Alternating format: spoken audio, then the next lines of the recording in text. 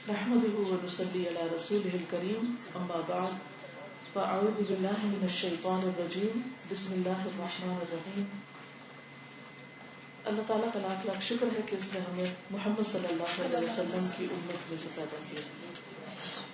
ہم اس سے پہلے بھی آ سکتے دنیا میں اور کسی ایسی جگہ بھی آ سکتے تھے کہ جہاں ہمیں آپ صلی اللہ علیہ وسلم کے بارے میں کچھ بھی نہ پتا، لیکن یہ اللہ تعالیٰ کا بہت بڑا احسان ہے اور ہم اس پر جتنے بھی اللہ تعالیٰ کے شکر گزار ہوں اتنا ہی کام ہے. شکر گزاری کا طریقہ کیا ہے؟ شکر گزاری کا طریقہ یہ ہے کہ آپ نے جو تعلیم ہمیں دی اور جس طریقے پر آپ نے زندگی بسر کی، ہم اپنی زندگیوں کو اس کے مطابق ڈھال لیں. آپ اللہ کے محبوب تھے، ہم بھی اللہ سبحانہ وتعالیٰ کے محبوب اسی صورت میں بن سکتے ہیں جب ہماری زندگی سنت رسول صلی اللہ علیہ وسلم کے بہت ہی قریب ہوگی. آج میں چند ایک باتیں نبی صلی اللہ علیہ وسلم کے لوگوں کے ساتھ معاملہ کرنے کے بارے میں آپ کے ساتھ شیئر کروں گی. سیرت کے چند واقعات. یہ واقعات آپ سب نے بہت دفعہ پہلے بھی سنے ہوں گے. ان مجلسوں کا فائدہ اصل میں یہ ہوتا ہے کہ جو باتیں ہم جانتے ہیں ان کی یاد دہانی ہو جاتی، عمل میں تازگی آ جاتی، اور اگر ہم نہیں جانتے تو ہمارے علم میں اضافہ ہو جاتا ہے. تو دونوں صورتوں میں انشاءاللہ فائدہ ہوتا ہے. آپ نے دیکھا ہوگا کہ لوگ عام طور پر جو غم، پریشانی، فکر، خوف میں مبتلا ہوتے ہیں، اس کی ایک بڑی وجہ ان کی لوگوں کے ساتھ صحیح معاملہ کرنے کی صلاحیت کا نہ ہونا ہے. ہمارے پاس سب کچھ ہوتا ہے، علم بھی ہوتا ہے، مال بھی ہوتی ہے، شکل و صورت بھی ہوتی ہے، دنیا کی ہر نعمت حاصل ہوتی ہے، لیکن دل خوش نہیں ہوتا. کیوں؟ اس لیے کہ ہم جن لوگوں میں رہتے ہیں یا وہ ہم سے خوش نہیں ہوتے یا ہم ان سے خوش نہیں ہوتے. حالانکہ وہ بھی مسلمان ہیں، ہم بھی مسلمان ہیں. بعض اوقات وہ عزیز، قریب ترین پیارے رشتہ دار ہوتے ہیں، دوست ہوتے ہیں، لیکن کسی نہ کسی طرح ایک دوسرے کو ہرٹ کرتے رہتے ہیں. اور جب کوئی ایک دوسرے کو تکلیف دیتا ہے تو نتیجہ کیا ہوتا ہے کہ پھر ہر نعمت ہمیں بھول جاتی اور وہ زخم ہمارے اندر اس طرح رہ جاتا ہے کہ اس کی کثرت ہمیں بعض اوقات دنوں اور بعض اوقات سالوں محسوس ہوتی رہتی اور ہم اس کو بھلا نہیں سکتے. بعض اوقات کسی کا ایک برا رویہ اور ایک غلط سلوک عمر بھر کی نیکیوں کو ضائع کر دیتا ہے، یعنی اس کے اچھے معاملے کو بھلا دیتا ہے. شوہر اور بیوی کے تعلق کو دیکھیں. شوہر اگر غریب بھی ہو، بیوی کو زیادہ عیش و عشرت نہ بھی کرا سکتا، لیکن اگر اس کا اخلاق اچھا ہے، معاملہ اچھا ہے، تو بیوی کبھی اس کو چھوڑ کر نہیں جائے گی. ہر حال میں بیوی اس کے ساتھ رہنا پسند کرے گی. لیکن اگر ایک شخص ملینئر بھی ہے اور وہ بیوی کو ہر قسم کی نعمتوں سے مالا مال کیے ہوئے، خوب پیسہ دیتا ہے، سب کچھ دیتا ہے، لیکن اخلاق اچھا نہیں، محبت نہیں دیتا، توجہ نہیں دیتا، معاملہ اچھا نہیں کرتا، بدتمیزی اور بد اخلاقی سے بات کرتا ہے، تو آپ نے کئی ایسے گھر ٹوٹتے ہوئے دیکھے ہوں گے کہ جن میں ہر نعمت ہونے کے باوجود لڑکی اس گھر میں رہنا نہیں چاہتی. کیا وجہ؟ مشکل کہاں ہے؟ مشکل معاملے میں ہے. بعضوں کا شوہر کا معاملہ اور بعضوں کا شوہر کے خاندان والوں کا معاملہ اس طرح تکلیف دہ ہوتا ہے کہ گھر ٹوٹ جاتا ہے اور آنے والی نسلیں برباد ہو کے رہ جاتی ہیں. اور ایک گھر کا ٹوٹنا نہیں ہوتا. اس گھر کے اندر جو بچے پلتے ہیں سمجھو وہ نفسیاتی مریض ہو گئے اور انہوں نے بہت سی محبتوں کو کھو دیا جو ماں اور باپ کے اکٹھے ہونے کی صورت میں ان کو ملتی، جو دادا اور دادی کی محبتوں اور شفقتوں کی صورت میں ملتی، جو باقی خاندان کے پیار اور محبت کی وجہ سے ان کو ملتی. تو اس طرح یہ بہت سے لوگوں پر ظلم ہو جاتا ہے. لیکن اگر ہم روٹ کاز دیکھیں کہ وجہ کیا ہے، شروع کہاں سے ہوا، تو شروع ہوا بد اخلاقی سے. حالانکہ ہم سب جانتے ہیں اور یہ حدیث بھی کئی بار پڑھ چکے ہیں جس کا مفہوم ہے کہ انسان اچھے اخلاق کی وجہ سے جو مرتبہ اور رتبہ پاتا ہے اللہ کے ہاں، وہ دن بھر روزہ رکھنے والے اور رات کو قیام کرنے والے سے بھی بڑھ جاتا ہے. اور قیامت کے دن اس کے اعمال نامے میں سب سے بھاری نیکی جو ہے وہ حسن اخلاق ہوگی، اچھا اخلاق، لوگوں سے اچھا معاملہ. ایک دفعہ حضرت ام سلمہ نے پوچھا کہ یا رسول اللہ صلی اللہ علیہ وسلم، اگر ایک عورت کی دنیا میں 2 شوہر ہوں تو قیامت کے دن وہ کس کے ساتھ جانا پسند کرے گی؟ تو آپ نے فرمایا جس کا اخلاق اچھا ہوگا. اے ام سلمہ، اخلاق والے دنیا آخرت کی بنائیاں لے گئے، ساری خیر سمیٹ گئے. یعنی ایسے لوگ دنیا میں بھی کامیاب ہیں اور آخرت میں بھی کامیاب. یہ نہیں فرمایا آپ نے کہ اس مرد کے ساتھ جانا چاہے گی جو بہت زیادہ روزے رکھتا ہوگا یا جو بہت زیادہ نمازیں پڑھتا ہوگا، یعنی تہجد وغیرہ، باقی تو فرض ہی ہے سب پہ پڑھنی. کیا بتایا گیا کہ جس کا اخلاق اچھا ہوگا. اچھا، دنیا میں بھی آپ دیکھیں کہ ہم کن لوگوں کے ساتھ بیٹھنا، ملنا جلنا، دوستی رکھنا، تعلق رکھنا پسند کرتے ہیں. رشتے دار تو چلو اپنی جگہ، ان سے تو ہم نہیں کاٹ سکتے، لیکن انسانوں میں سے کن انسانوں کے ساتھ بار بار ملنا چاہتے ہیں؟ جن کا اخلاق اچھا ہے، جن کا معاملہ اچھا ہے، جن سے مل کر ہمیں خوشی ہوتی ہے. تو یہ ملنے والی خوشی ایک ایسی بڑی دولت ہوتی ہے کہ انسان چاہتا ہے کہ بار بار ان لوگوں سے ملے، اور انسان بہت کچھ قربان کر کے ان لوگوں سے دوبارہ ملنا چاہتا ہے. تو اس سے پتہ یہ چلتا ہے کہ یہ ایک ایسی خوبی ہے، ایک ایسی کوالٹی ہے، حسن معاملہ، حسن اخلاق، کہ جو دنیا کی باقی ساری دولتوں سے بڑھ کے انسان کو ملتی ہے. مثلاً آپ دیکھتے ہیں کہ آپ کسی مجلس میں جاتے ہیں، لوگ کوئی شادی ہے، کوئی پارٹی ہے، کہیں پر آپ گئے ہیں، کسی کے گھر میں گئے، آپ داخل ہوتے ہیں اور آپ کو ایک بڑا وارم ویلکم ملتا ہے. یا اس ساری مجلس میں کوئی ایک شخص ہوتا ہے وہ آپ کو اتنی اچھی طرح اٹھ کے ملتا ہے کہ ساری مجلس میں سے سب سے زیادہ آپ کی توجہ اس کی طرف ہو جاتی ہے. کتنا اچھا اخلاق.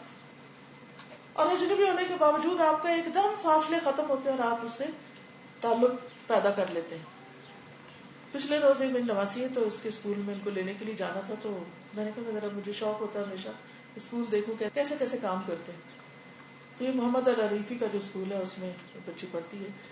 تو میں جب اندر گئی، حالانکہ میرا تو لباس بھی اجنبیوں والا، نہ میں یہاں کی طرح کالا لباس پہنتی ہوں، نہ یہاں کی طرح کی لگتی ہوں، لیکن آپ یقین کریں کہ پہلی ٹیچر سے لے کے آخری تک ہر ایک نے اس طرح سلام کیا، اس طرح آ کے ملی جیسے برسوں سے جانتی ہوں.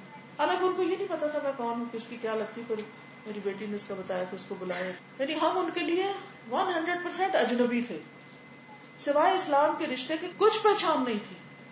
لیکن مجھے نبی صلی اللہ علیہ وسلم کے اس حکم پر ایسا پیارا عمل نظر آیا کہ میں نے دنیا میں کہیں بھی نہیں دیکھا. بلیو می، کہیں بھی نہیں میں نے یہ نظارہ دیکھا. اور وہ کیا تھا کہ ایک ایک نے اس طرح سلام کیا جیسے آتا ہے نا کہ اس کو بھی سلام کرو جس کو تم پہچانتے ہو اور اس کو بھی جس کو تم نہیں پہچانتے. میں نے کہا واقعی اسلام کا رشتہ اتنا پیارا رشتہ ہے، اتنی محبت والا رشتہ ہے کہ باقی ساری چیزیں پیچھے رہ جاتی. اور واقعی وہ جو حدیث ہے کہ تم اس وقت تک جنت میں نہیں جا سکتے جب تک مومن نہ ہو، اور مومن نہیں ہو سکتے جب تک کہ آپس میں ایک دوسرے سے محبت نہ ہو. اور کیا میں تمہیں نہ بتا دوں وہ طریقہ کہ اگر تم وہ کرنے لگ جاؤ تو لازماً تمہارے اندر محبت پیدا ہو جائے گی. اور وہ کیا ہے؟ افشوا السلام بینکم، آپس میں سلام کو رواج دو، عام کرو. تو جو شخص محبت سے، گرم جوشی سے سلام کرتا ہے، اور اس کو بھی جس کو جانتا ہے اور اس کو بھی جس کو نہیں جانتا، تو اللہ کا بندہ ہے، اللہ کی مخلوق ہے. اور ہم نے اس سے حاصل کیا کرنا ہے؟ اللہ کی رضا، اللہ کی محبت اور جنت تک پہنچنا ہے. اگر جنت تک پہنچنے کے لیے یہ سلام اتنا مددگار ہے تو ایک اسی کو ہی صحیح طریقے پہ کرنا سیکھ لیں اور اسی سے ہی سارے معاملے درست ہو جائیں گے. اگر گھروں میں میاں بیوی کے درمیان کوئی اختلاف ہے، کہ انسان ہے، ضروری نہیں ہوتا ہر بات میں اتفاق ہی، اختلاف بھی ہو جاتے ہیں، لیکن اس کا یہ مطلب ہے کہ اختلاف کے ساتھ ہم ایک دوسرے کے ساتھ چل نہیں سکتے. ضرور چل سکتے ہیں اگر ہم اپنے دلوں کو بڑا کر لیں.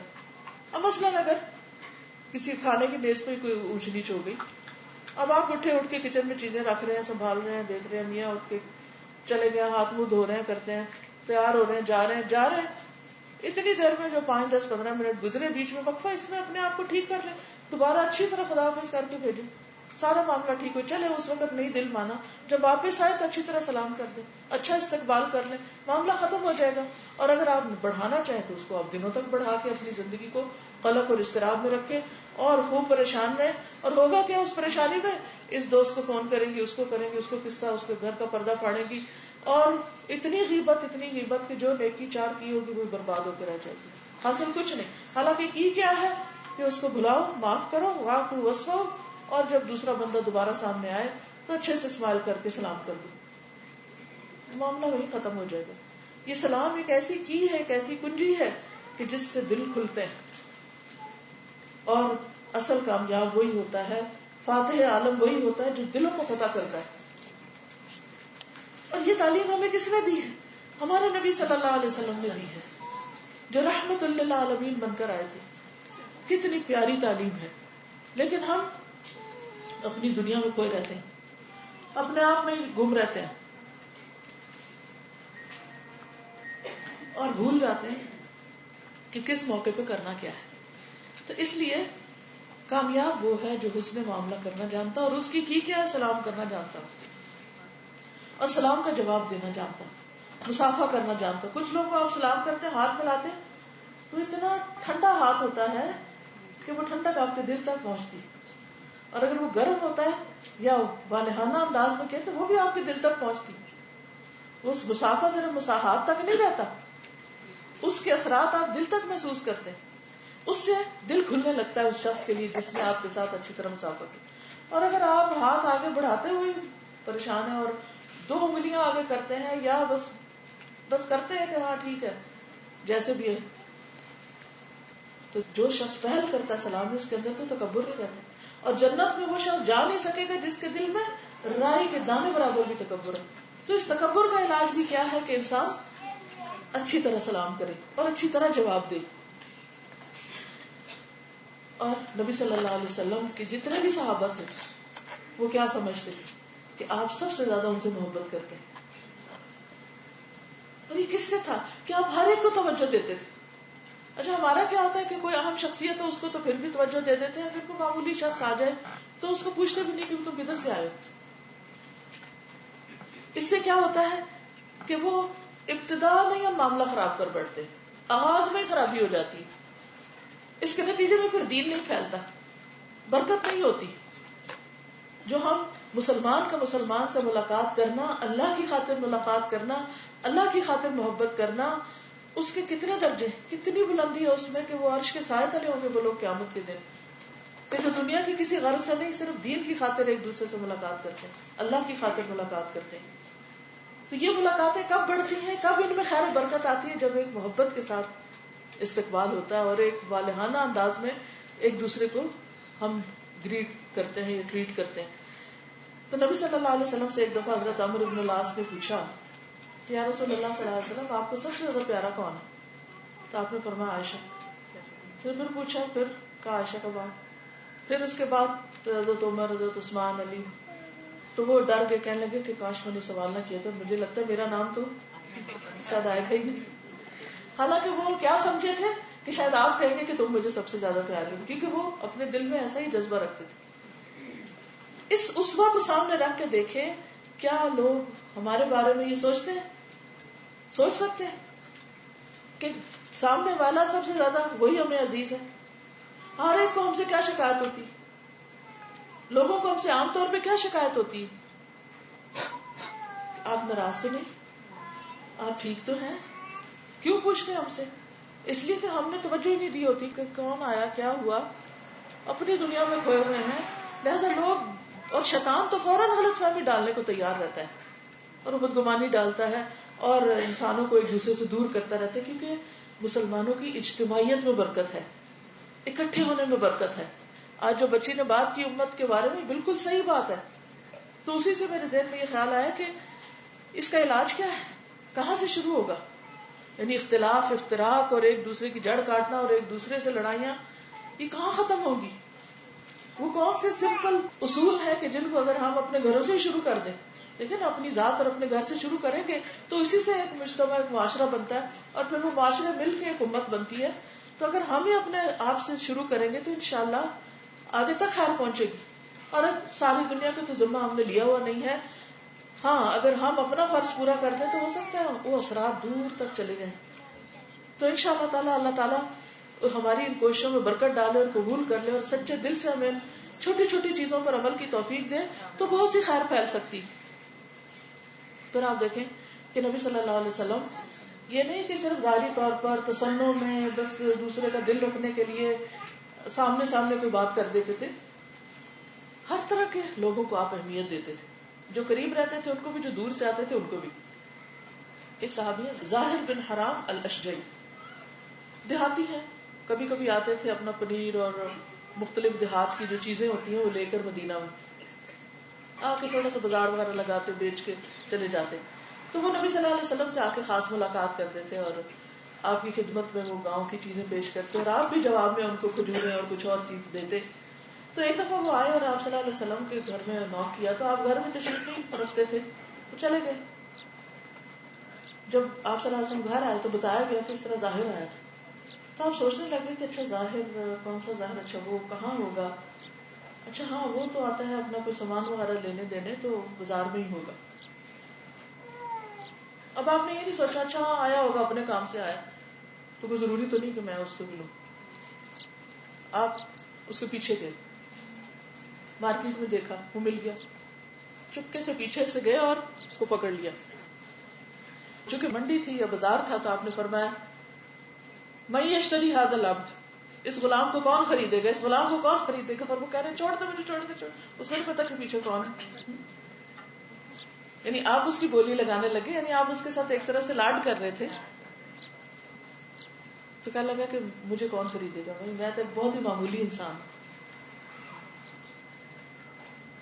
اب وہ شخص گاؤں سے آ رہا ہے, آپ دیکھیں کہ کتنی گرمی ہوتی ہے نا یہاں, لازماً اس کے کپڑوں میں پسینہ بھی ہوگا, اس کے جسم میں اسمیل بھی آ رہی ہوگی اور اس کا حال خراب ہوگا. لیکن کس طرح آپ صلی اللہ علیہ وسلم نے اس کو پیچھے سے جب پکڑا ہوگا اور پھر اس کے بارے میں مارکیٹ میں بولا ہوگا تو وہ جو کیفیت ہے, وہ امپورٹنس دینے کی, محبت دینے کی, اس گرم جوشی کی, آگے بڑھنے کی, اور اس ساری اس کے مقام مرتبے اور اس کی اسمیل اور ان ساری چیزوں کے باوجود اس سے پیار کرنے کی, اس سے صرف اس کے دل میں نہیں آپ نے گھر کیا ہوگا, وہ جتنے دیکھ رہے ہوں گے نا ان سب کو بھی ایک سبق ملا ہوگا. اور اس سے نبی صلی اللہ علیہ وسلم کا ایک ایسا کردار سامنے آتا ہے کہ وہ عام انسانوں کے ساتھ کتنا اچھا معاملہ کرتے تھے. ہم ذرا سے بھی دین پڑھ جاتے ہیں یا ذرا سے تھوڑا علم آ جاتا ہے, ڈگری آ جاتی ہے, کوئی نام بن جاتا ہے تو ہم لوگوں سے لیے دیے الگ ہو کے رہنے لگتے ہیں اور ملنا جلنا پسند نہیں کرتے. اور پھر نہیں کوئی بھی ہو, پتہ نہیں اللہ کے نظر میں کون کس کا بڑا مقام. ان اکرمکم عند اللہ اتقاکم, کس کے دل میں اللہ کا کتنا ڈر ہے, کتنی خشیت ہے, اس کے ظاہر سے تو نہیں پتہ چلتا ہے, اس کے اندر سے پتہ چلتا ہے, اور وہ ہمیں نہیں چلتا, وہ اللہ ہی کو پتہ چلتا ہے. تو اس لیے ہمیں کوئی حق نہیں ہوتا کہ ہم کسی کی ظاہر کو دیکھ کے ججمنٹل ہوں اور ہم اس کو کہیں کہ ہاں یہ پتہ نہیں کون, اور یا کسی کے حال حلیے کو یا لباس کو دیکھ کر. بعض اوقات بعض معاملات ایسے ہوتے ہیں کہ جو کسی کی ظاہر سے بالکل نہیں پتہ چلتا کہ اس کے اندر کیا نیکیاں ہیں, یہ کہاں کیا خیر کرتا ہوگا. یہاں کے ایک شیخ ہیں محمد الخداری نام آپ نے سنا ہوگا, تو تفسیر پڑھاتے ہیں. تو میرے داماد نے یہ واقعہ سنا اپنے استاد کو, کہ کلاس میں انہوں نے بتایا, کہتے ہیں کہ وہ جس علاقے میں رہتے ہیں وہاں پر ان کے لوکل مسجد کے امام نے آ کے ان کو یہ بتایا کہ 3 دن نبی صلی اللہ علیہ وسلم اس امام کے خواب, یہ ریاض ہی کا واقعہ, ان کے خواب میں آئے کہ جاؤ فلاں شخص کو خوشخبری دے دو کہ اللہ نے اس کو جنت میں داخل کیا. 1 دن کی, دوسرے دن, تیسرے دن, شاید آپ نے واقعہ سنا بھی. 3 دن یہ خوشخبری دی اس کو, وہ پھر بھول جاتے. بہرحال اب اس کو تو پتہ نہیں کہ یہ کون ہے. اب وہ ڈھونڈ کے تو ڈھونڈا, کیونکہ 1 نہیں 2 نہیں 3 دن حکم ہوا, ڈھونڈا تو جا کے کرتے کرتے کرتے آخر پتہ چل گیا کہ کون ہے. جب دیکھا تو وہ بالکل ایک سادہ سا انسان اور عام سے کپڑے پہنے ہوئے, اور کوئی اس کے اندر خاص ایسی چیز جیسے ہوتی ہے کہ بہت بظاہر دیکھنے میں بڑے کو ہستی نظر آئے, کوئی چیز نہیں. یہ کیا قصہ کیا ہے, میں پوچھا کہ اس طرح مجھے خواب آئی ہے تو تم مجھے بتا سکتے ہو کہ تمہارا کون سا ایسا عمل ہے کہ جس کے بارے میں تم سمجھتے ہو کہ اللہ کو پسند آیا ہوگا. دوسرے شخص نے کہا کہ میں سچ پوچھوں تو میں بہت ہی عام سا انسان ہوں. میں ہاں ایک بات ہے شاید یہ اللہ تعالیٰ کو پسند آئی ہو کہ جس دن میری شادی ہوئی اور میری بیوی کے ساتھ میری پہلی ملاقات ہوئی تو بیوی نے مجھے بتایا کہ دیکھو میں پہلے سے پریگننٹ ہوں. کہتے میں بہت پریشان ہوں. پھر میں نے اس کا حل سوچا کہ اگر میں اس بات کو کھول دیتا ہوں تو اس عورت کا عیب جو ہے وہ سب کے سامنے آ جائے گا اور اس حال میں تو نکاح بھی نہیں ہوتا. تو اس نے کہا کہ اچھا ایسا ہے کہ اب جو ہونا تھا ہو گیا. اس نے اس کو اس گھر میں ایک الگ کمرے میں رکھا. لوگوں کو یہ لگتا کہ جیسے وہ میاں بیوی, لیکن اس نے اس سے صرف اس کو کھانے پینے کا انتظام کر دیا. کوئی تعلق نہیں اس سے رکھا کسی قسم کا, حتیٰ کہ بچہ پیدا ہو گیا. جب بچہ پیدا ہوا تو اس کو وہ مسجد میں لے جا کے چھوڑ آیا. جب چھوڑ آیا تو اس کے بعد نماز کے وقت پر پھر وہاں پہنچا تو سب میں ہلچل مچی تھی, بچہ کس کا, بچہ کس کا. تو اس نے کہا کہ یہ میں لے لیتا ہوں بچہ, میں پالتا ہوں, جس کا بھی میں لیتا ہوں. اس طرح واپس اس کی ماں کے پاس اس کو لوٹا رہا تاکہ لوگوں کو پتہ بھی چل جائے کہ یہ بچہ اس کا نہیں کسی کا. اور اس کے بعد اس بچے کو بھی اس نے پالا, اور جب وہ عورت پاک ہوئی تو پھر اس سے نکاح کیا, اور آج تک اس نے یہ بات کسی کو نہیں بتائی. اس لڑکی کے ماں باپ کو بھی نہیں پتا, کسی کو بھی خبر نہیں. آپ دیکھیے کہ بعض لوگوں کو اللہ تعالیٰ نے ایسا دل دیا ہوتا ہے کہ وہ دوسروں کے بڑے بڑے عیب دیکھ کے, بڑی بڑی خرابیاں دیکھ کے وہ اس طرح دل میں چھپا جاتے ہیں کہ اللہ تعالیٰ قیامت کے دن ایسے لوگ کے سارے گناہ پہ پردہ ڈالتے ہیں. تو ہمارا حال کیا ہوتا ہے, ذرا کسی کی خامی پتہ چلی نہیں, اور چلو باہر, یہ تو اس کے گھر کا معاملہ تھا, باہر والوں کی تو خامیاں ہمیں پتہ نہیں ہوتی. ہمیں پتہ ہوتی ہے اپنے میاں کی خامیاں, اپنے بچوں کی خامیاں, بہن بھائیوں کی خامیاں. پھر ہم ذرا سی بھی کوئی تکلیف دہ بات سنتے ہیں, کیا اس شخص کے لیے کون تکلیف دہ ہوگا؟ سوچو نا ذرا. کسی مرد کے لیے اس سے بڑی تکلیف دہ کوئی بات نہیں ہو سکتی کہ اسے یہ پتا چلے کہ اس کا واسطہ ایک ایسی عورت سے پڑا ہے. وہ تو وہی مار دے اس کو, وہی طلاق دے. طلاق کیا دینی, ہو کے نکل جاؤ, یا میرا تو واسطے نہیں کچھ. لیکن اب آپ دیکھیں کہ ہمیں چھوٹی چھوٹی باتیں میاں کی نہیں اچھی لگتی. بعض اوقات یہ یہاں کیوں رکھ دیا, میں نے کتنی دفعہ کہا تولیہ یہاں نہ رکھا کرے, آپ روز یہاں ہی رکھ دیتے ہیں. اور پھر غصہ آتا تو پھر کسی کو فون کر کے کہتے بس میرے میاں تو جو ہے نا ان کو کسی طریق چیز ہو, اس کی ماں نے کوئی ہنر نہیں سکھایا اور کوئی سلیقہ نہیں ہے. میں 10 دفعہ کہتی تولیہ یہاں نہ رکھے, روز نہیں پڑا ہوتا اور میرا کام نہیں ختم ہوتا. اور پھر بعض اوقات خود ہی رونے لگتا ہے, بعض اوقات ہر جگہ ڈنڈورا پیٹتے ہیں, ایسا ہے ویسا ہے ویسا ہے. چھوٹی چھوٹی باتیں ہم دنیا بھر میں مشہور کر دیتے ہیں, اپنا ہی پردہ پھاڑتے رہتے ہیں. اگر ہم صرف اللہ کی خاطر صبر کر لیں, ایسے معاملے گھروں کے اندر ہی سالو کر لیں اور گھر سے باہر نہ نکالنے دیں, حتیٰ کہ اپنے ماں باپ کو بھی نہ بتائیں, کیونکہ رہنا تو اسی گھر میں ہے نا. دو میں سے ایک چوائس ہے نا, یا وہاں رہنا یا وہاں نہیں رہنا. تو پھر اس میں بھی سوچ لینا چاہیے کہ کہاں رہنے میں زیادہ بہتری ہے, واپس اپنے ماں باپ کے گھر زیادہ خوشی ملے گی یا اس گھر میں زیادہ عزت ہے. اور یہ چھوٹی چھوٹی باتیں تو بہت ہی چھوٹی ہیں, شادی سے لے کر اب تک کئی چیزیں ہوتی ہیں, پھر چھٹ جاتی ہیں, پھر آتے ٹھیک ہو جاتی ہیں, میاں بھی راست پہ آ جاتے ہیں, کئی چیزیں ہوتی ہیں گھروں میں. تو اگر انسان صرف اللہ کی خاطر دوسرے کا عیب چھپا جائے اور اللہ کی خاطر صبر کر جائے کہ اچھا کوئی بات نہیں, مجھے اس کا اجر اللہ سے لینا, اور اللہ سے باتیں کرے انسان, مناجات کرے کہ یا رب اس کا بدلہ تو مجھے جنت کی شکل میں دینا, کوئی بات نہیں, میں دنیا میں اس کو صبر کروں. حضرت آسیہ نے کیا کیا تھا, جب شوہر اتنی تکلیف دیتا تھا کہ ہاتھوں پاؤں میں میخیں ٹکوا دیتا تھا, تو وہ کیا مانگتی تھی, رب ابن لی عندک بیتا فی الجنہ. کتنی بڑی مثال ہے, اللہ تعالیٰ نے ایمان والوں کے لیے اتنی بڑی مثال رکھی ہے. اگر ہمیں بھی گھروں میں کوئی چیز تکلیف دیتی ہے تو ہم بھی کیا کریں اس وقت, رب ابن لی عندک بیتا فی الجنہ. یہ کہ دنیا کا گھر میرے لیے تکلیف دہ ہو گیا, میری کوئی عزت نہیں کوئی, حالانکہ انشاءاللہ جب آپ کا اخلاق اور معاملہ اچھا ہوگا تو وہ عزتیں بھی بہت ملیں گی. یہ نہیں ہوتا کہ انسان پتھر ہی ہے, کوئی اکا دکا ایسا ہوتا ہے جو قدر نہ کرے, لیکن لوگ نرمی سے, وہ کہتے ہیں نا پھول کی پتی سے کٹ سکتا ہے ہیرے کا جگر. تو بعض اوقات لوگوں کے اندر تبدیلیاں آ جاتی ہیں ہمارے حسن معاملہ کی وجہ سے, اچھے اخلاق کی وجہ سے. تو جب گھروں میں رہنا تکلیف دہ ہو جائے, کسی کی وجہ سے بھی کوئی مشکل ہو جائے تو بس یہی کہا کریں رب ابن لی عندک بیتا فی الجنہ. کوئی سننے والا نہیں. رب ابن لی عندک بیتا فی الجنہ.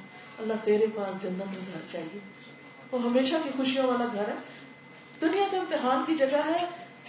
کچھ بھی کر لیں پورا نہیں پڑے گا. یہاں مکمل خوشیاں یہاں نہیں حاصل ہو سکتی. اگر شوہر کے ساتھ مکمل ہم مانگی ہے تو بچوں کی طرف سے کوئی تکلیف ہو جاتی ہے. وہ بڑے ہی نیک تابع دار ہیں تو کسی اور کی طرف سے کوئی مشکل آ جائے گی. دنیا ہے ہی امتحان کا گھر. یہاں تو امتحان آنے ہی آنے. اس لیے لازم ہے کہ ہم صبر کے ساتھ اچھے معاملے کے ساتھ یہ وقت گزار لیں. پھر آپ دیکھیے کہ نبی صلی اللہ علیہ وسلم ہر ایک کی بات اتنی توجہ سے سنتے تھے. کوئی بھی ہوتا, کوئی غریب ہوتا, فقیر ہوتا, امیر ہوتا, عورت ہوتی, مرد ہوتا. آپ صلی اللہ علیہ وسلم عدی بن حاتم کے ساتھ جا رہے ہیں, اور آپ کو پتا کہ عدی بن حاتم کون تھا؟ حاتم تائی کا بیٹا. اور اس کے دنیا کے بڑے بڑے لوگوں سے ملاقاتیں ہو چکی تھیں اور کیسر و کسرا کے درباروں میں جا چکا تھا. نبی صلی اللہ علیہ وسلم اس کے ساتھ چل رہے ہیں کہ راستے میں ایک بالکل کمزور سی عورت نظر آئی اور وہ آپ سے کوئی بات کرنا چاہتی تھی. آپ اس کی بات سننے لگ گئے. آپ دھوپ میں کھڑے ہیں, وہ چھاؤں میں کھڑی ہے. عدی دیکھ رہے ہیں کہ یہ شخص یہ بادشاہ نہیں ہو سکتا. اور اس کو آپ کا یہ اخلاق اتنا متاثر کرتا ہے کہ بعد میں وہ مسلمان ہو جاتا ہے. اور عدی بن حاتم سے بہت سی احادیث بھی مروی ہیں رضی اللہ تعالیٰ عنہ. لیکن وہ اس بات پر بڑا حیران ہے کہ کس طرح آپ اتنی توجہ دے رہے ہیں ایک معمولی عورت کو.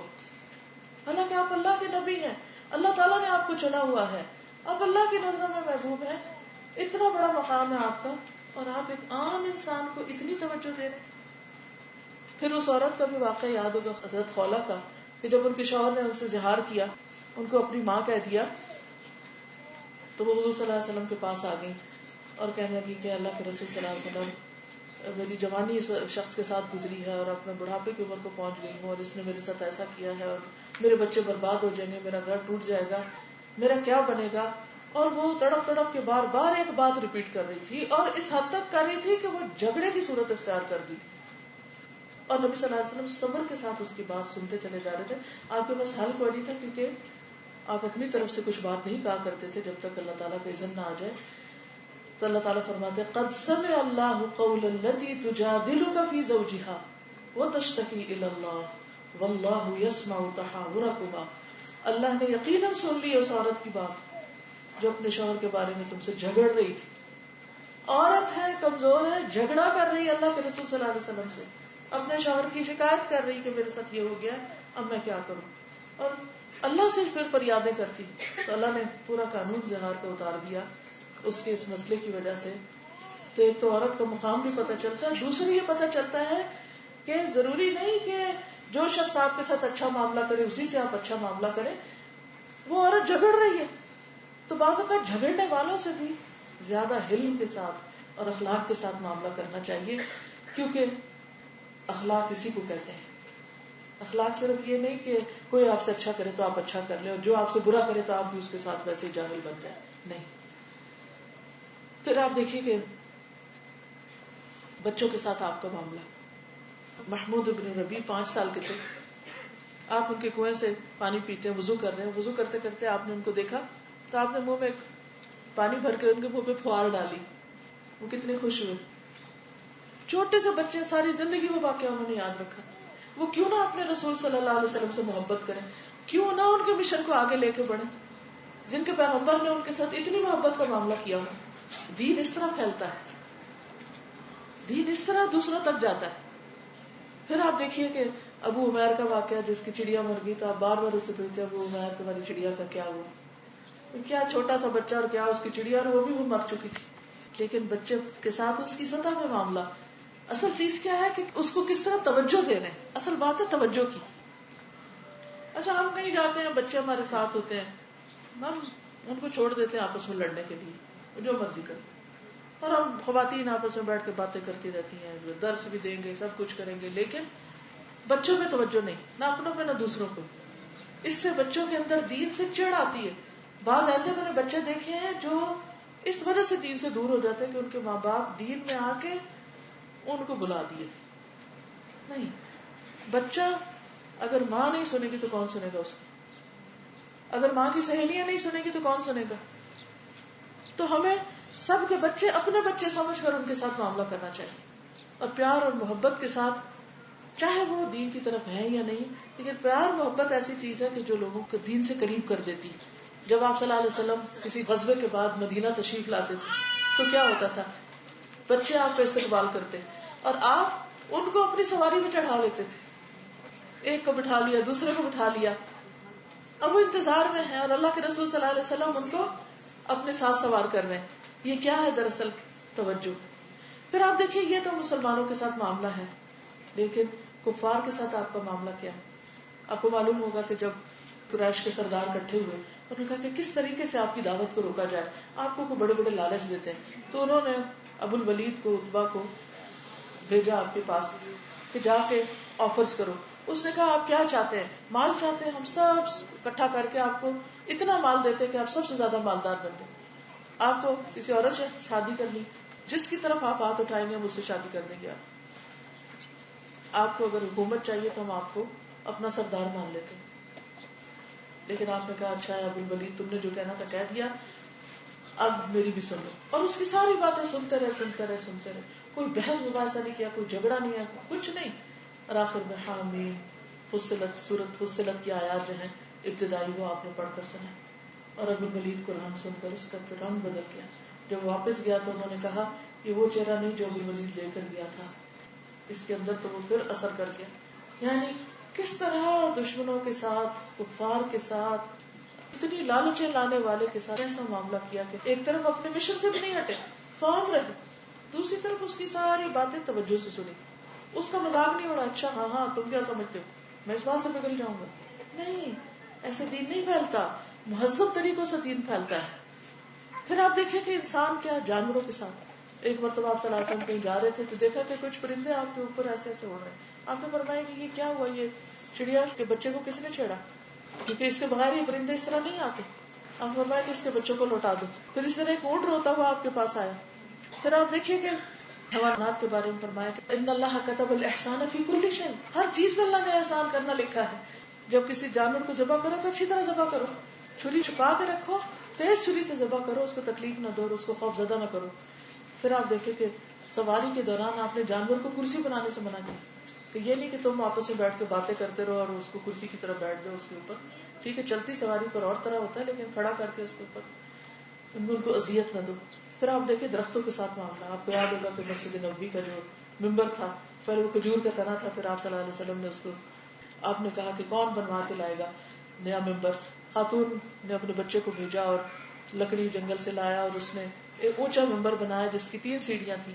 جب آپ اس پر چڑھے اور آپ خطبہ دینے کے لیے بیٹھے اور بلال نے اللہ اکبر کہی تو یہ لگا کہ مسجد میں جیسے رونے کی آواز آ رہی. حضرت انس کہتے ہیں کہ کوئی بچہ نہیں تھا، کوئی نہیں، اور سسکیوں کی آواز اور پھر وہ اچھے بھلے رونے کی آواز، اور جو وہ آگے معاملہ بڑھتا بلند آواز سے رونا. آپ صلی اللہ علیہ وسلم اپنے ممبر سے اترے، آپ تنے کے پاس گئے اور آپ نے جا کر اس کو اس طرح حق کیا جیسے کسی انسان کو کرتے، جیسے ماں اپنے روتے بچے کو حق کرتی ہے، اور اس کو دلاسا دیا اور پیار کیا اور اس کو تو آہستہ آہستہ آہستہ وہ تنا جو تھا اس کی سسکیاں بند کی.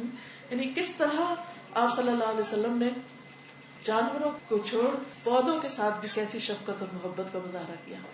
یعنی یہ تھا آپ کا اخلاق، یہ تھا آپ کا معاملہ. تو ہمارے لیے بھی ضروری ہے کہ ہم لوگوں کے مزاج کے مطابق، ان کی ضرورت کے مطابق ان کے ساتھ معاملہ کریں. کوئی بڑا ہے، چھوٹا ہے، بچہ ہے، عورت ہے، کوئی بھی ہے. کیوں؟ اس لیے کہ نمبر 1 ہمیں یہ دیکھنا ہے کہ یہ اللہ کی رضا کے لیے کر رہے ہیں، کسی لالچ کے لیے نہیں. نمبر 2 نبی صلی اللہ علیہ وسلم کی سنت اور اسوہ حسنہ پہ عمل کرتے ہوئے چل رہے ہیں. نمبر 3 اس سے ہمیں دین کی تبلیغ مقصود ہے کہ آپ کا جو چھوڑا ہوا پیغام ہے ہمارے لیے، اس کو ہم دنیا تک پھیلائیں، پہنچائیں. یہ اسی صورت میں ہوگا جب ہمارا معاملہ اور اخلاق اچھا ہوگا. اللہ تعالی ہم سب کو عمل کی توفیق عطا فرمائے. وآخر دعوانا ان الحمد للہ رب العالمین. سبحانک اللہم وبحمدک، اشہد ان لا الہ الا انت، استغفرک واتوب الیک.